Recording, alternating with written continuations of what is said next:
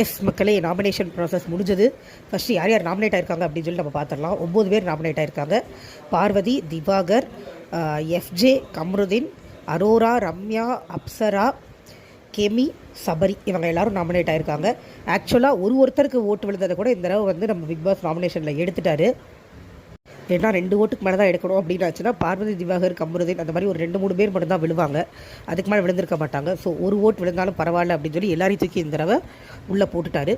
Okay, இப்போ நம்மளோட இதுக்கு நடுவில் நடந்த விஷயம் என்னன்னா, ஆதிராவை மாஸ்க் எடுக்க சொல்லி பிக் பாஸ் சொல்லிட்டாரு. பிரவீனுக்கும் ஷர்ட் கழட்ட சொல்லிட்டாரு. அண்டு துஷார்கிட்ட மட்டும்தான் பிக் பாஸ் வந்து இந்த மாதிரி எல்லாரையும் எழுந்திருக்க வேண்டாம், நடமாட வேணாம்னு சொல்லுங்கன்னு சொல்லி சொன்னார். பட் பார்வதியும் அதை தாங்கிட்ட சொன்ன மாதிரி எப்பவும் போல ஒரு தேவையில்லாத சீன் ஒன்று க்ரியேட் பண்ணினாங்க.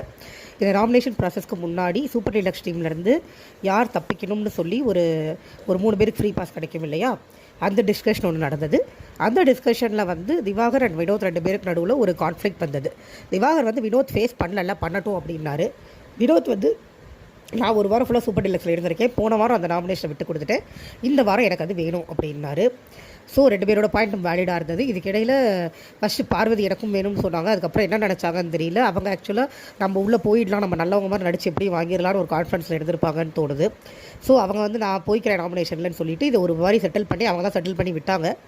செட்டில் பண்ணி விட்டு திவாகர் என்னமோ கடைசி வரைக்கும் சொல்லிட்டு இருந்தார். கடைசியில் ஓகே நானும் போகிறேன் அப்படின்ட்டாரு. இதில் ஒரு வாக்குவாதம் நடந்தது, எப்பவும் நடக்கிறது தான்.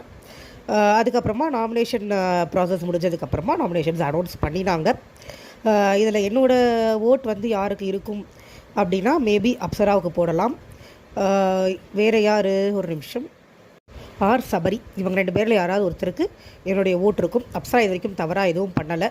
சபரி வந்து ஸ்மார்ட் கேம் ப்ளே பண்ணுறாரு அப்படி இப்படின்னு அவர் மேலே நெகட்டிவாக சொன்னாலுமே அவர் இது வரைக்கும் இன்டீசெண்டாக எதுவும் பண்ணலை. ஸோ இவங்க 2 பேரில் யாராவது ஒருத்தருக்கு மட்டும்தான் என்னுடைய ஓட்டு இருக்கும்.